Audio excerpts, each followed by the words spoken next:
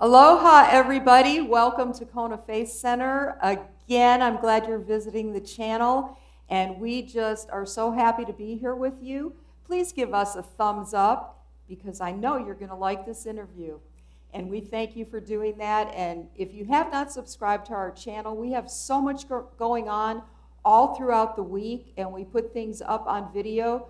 You can find us on Rumble and YouTube and at our konafaithcenter.org website. And if you live in the Kona area, services are at 10 o'clock on Sunday and 7 o'clock on Wednesday. And we have children's church and all kinds of things from 0 to 100. So welcome and come on in. We'd love to meet you. Thank you so much. I have a friend here today, and I'm not going to give you her whole full name. I just call her Lexie because that's what she goes by. So Lexie, it's good to have you here. Thank you for coming. Thank you for having me. I love having you. And let's talk a little bit about yourself and about, your family or your work or anything that you want to include, school. Okay. Go for it. So I was born and raised here in Kona and educated here. I went to the University of the Nations preschool and then went on to Kona Christian Academy before it merged with Mkuulani. And then I transferred over to Kealakehe for high school, graduating in 2015. Most of my family lives here in Kona, but I also have some sprinkled in the mainland. I actually have a pretty big family, and it just grew in 2020 when I got married. So I have in-laws in Oklahoma and in Oregon, elsewhere as well, but that's where the main families are. And also grew up in this church, so church is family too. I think I was about 12 years old when I came here. I think so. And now I'm 25. So a lot has changed since then, but still loving relationships. And sports has been a really big part of who I am and even what I do now. So currently I'm a personal trainer and started my own business in the beginning of 2021. I've been personal training for about 5 years now, but just decided that God was calling me out to a different vision and followed that. So I work primarily with student athletes right now. I work with middle schoolers, preparing them for high school sports, and then if they want to track to college sports, then I'll help them along the way because that was a really big experience that I had that got to see so many benefits from, like graduating college debt-free and so many friends along the way, positive experiences, and just bringing back the education that I got in the mainland to serve my community here. Did sports help pay for your college? Yes, so I had both athletic and academic scholarships that helped pay my way through, all the way through to a master's degree. A master's degree, yeah, that was a tough year. Yes, and I have Pastor Terry to thank for pushing me along because it was difficult in a lot of different ways. It was an accelerated program, so I did majority of my coursework in 9 months while being working, student teaching, and then also coordinating a program that worked with middle school students, and they got to do downhill skiing, downhill snowboarding, cross-country skiing, a lot of snow sports, and then also in the spring we took them to go rock climbing and mountain biking and hiking and seeing a lot of different areas. It was a lot of fun, and we ended it with a 3-day backpacking trip. So where was this? This was all in Oregon, in eastern Oregon, in a little town called La Grande. Yeah, I know where La Grande is. My husband's from Oregon, and we have a daughter there and grandchildren, so yeah. It's a popular place for people from Hawaii. Yeah? And it was really great for outdoors, and that was one thing that drew me there, aside from soccer, being recruited. But so it sounds like you had a lot of preparation to do what you're doing now with your job. Absolutely. Pulling from personal experience is one of the big things that motivates me to do what I'm doing. Because for some reason it was just planted in my head that I needed to go to college and get an education, and soccer was going to be my way to get that done. I always just kind of knew that's the route I wanted to take, and yeah, in high school, it kind of dawned on me. I'm like, oh, I better start preparing for this. And certain teachers and coaches and just people in my life helped me get there. And if it wasn't for them, I wouldn't be where I am now. And so that's why it's so important that I want to be that for the next generation, because I think it's something that Kona can grow in, and Hawaii in general. But there's a lot of talent here, and it just needs to be nurtured just a little bit more. And yeah, can do really big and great things. It's exciting. Yeah. And I know that you love what you do. Totally. So can you tell the audience a little bit about a testimony that you have, something that God's done in your life? I know he's done a lot of things. So many things, and I would love to talk more about what I do for work, but I'm going to focus today on kind of the backstory of what's made me strong. And I think something that God's placed on my heart is some of the challenges that brought out character and helped me to be solid and fulfill his purpose. So let's see, where does it all begin? Being born and raised here, my mom got remarried when I was about 2 years old. And so the house that we grew up in is located in North Kona. So I don't know, about 35, 40 minutes from here. Yes. And it's where I spent most of my time growing up. But in 2017, there was a tragic house fire that burned the house essentially to the ground, and it took the life of my stepfather. And I was in Oregon at the time, actually going to college. I remember sitting in class, and my phone started ringing at the last few minutes of class, and I was like, just had this weird feeling, so I stepped out and I took the call. It was an unknown caller, and it was the police department here, and the guy told me that there was a fire at this address. He said, "Is this your address?"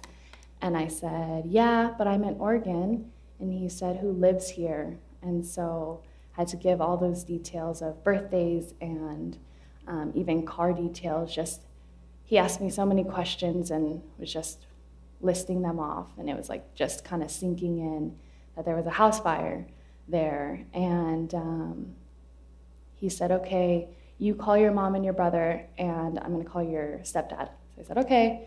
So I hung up the phone, and I called, and nobody answered. It was like terrifying. So he called me back and said, hang tight, and he's going to try to get some information for us. And I had another class after that, so I was starting to walk there out of routine, and I was like, I can't do this right now. So I found a courtyard to sit down, and I called my grandparents, and I just sobbed on the phone. I was like, I don't know where my mom is. And I was like, Jesse, I don't know. And then she told me that Jesse was with them. So I knew that my brother was safe.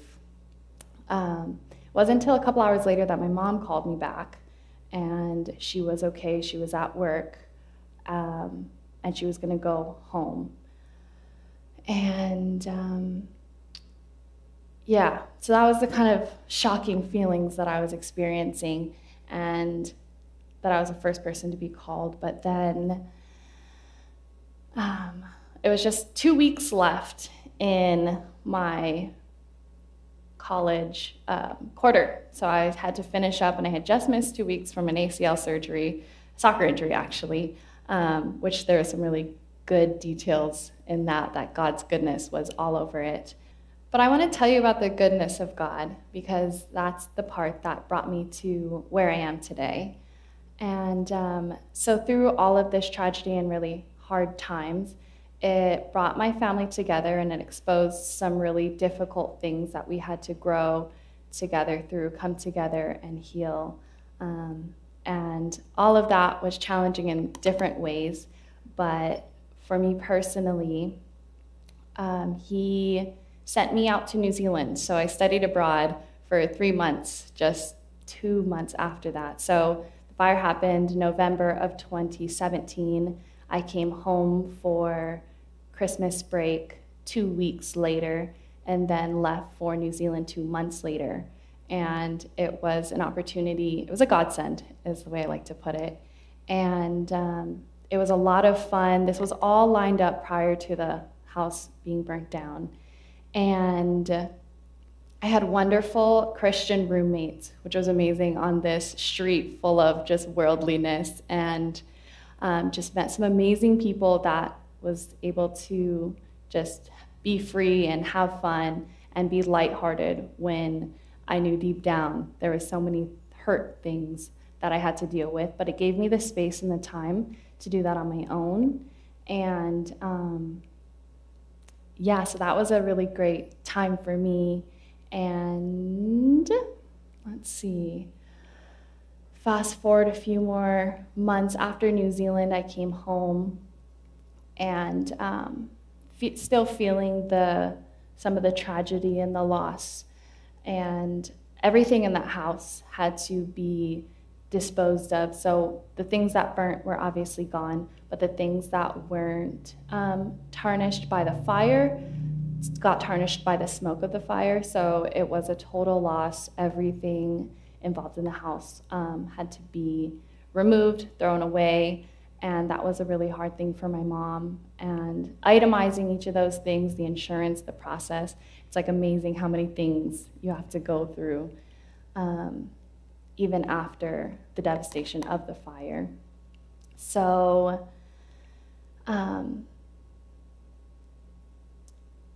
the goodness that God's brought from that is the ability to bring new relationships between my family. So I have a new relationship with my mom and my brother and my grandparents, and it brought us closer. And the goodness also that comes from it is fruitfulness. And so some of those insurance helped pay for my school and brought more opportunity in that sense in finances, which has been a huge blessing.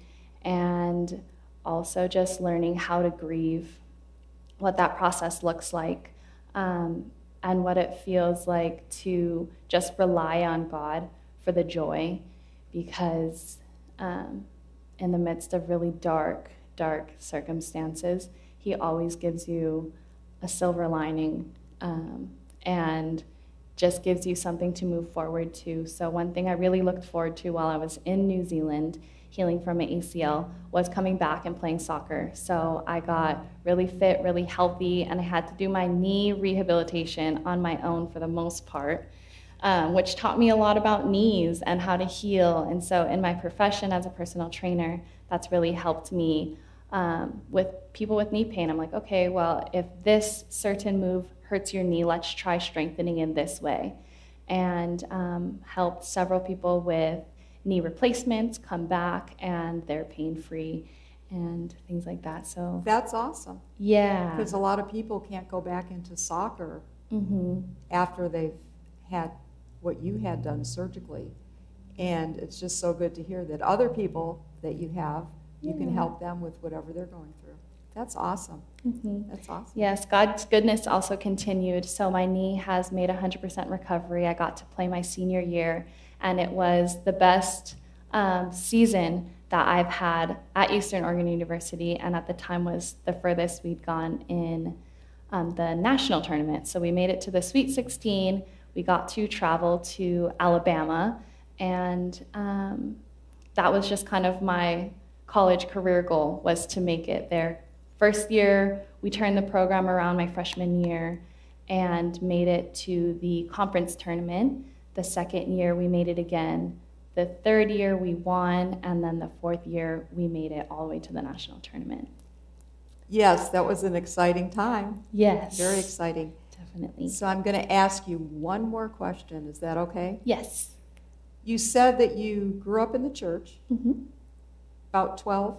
You came here about 12, and then you went off to college, and you were gone for basically 5 years, 4.5 years, New Zealand, 5 years. Yeah. Yeah. And what brought you back, and why did you come back to the church? Well, I knew that Hawaii was home. That's just something in my heart, Hawaii being home. And what brought me back specifically to Kona Faith Center is the relationships. I knew my pastors, and they're also a huge reason that I was able to heal from a lot of that pain. I had regular meetings with them, and they would ask me challenge questions or just encourage me to push forward or what I wanted to do with my future. And I was like, I don't know, for a long time. But the longer you think about it and ask God, the more He reveals it to you. So pastors and all the aunties here that taught me Bible lessons, and even some of the uncles who have just loved on me, I just knew that God's heart was here, His presence was here, and it was real. So, yeah. And your husband, Aiden, loved you enough to follow you here and move here and become part of our family. That he did. Yes, and that's awesome because we really love him too. Lexie, thank you so much for being here with me today. I have thoroughly enjoyed this interview, and I'm looking forward to what the future holds for you guys. Very much so.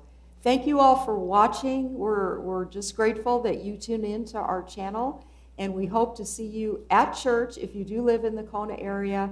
And if not, thank you for watching on stream. God bless you. Mahalo. Aloha. You alone, Lord, made me a brand new creation. It is only by your Spirit could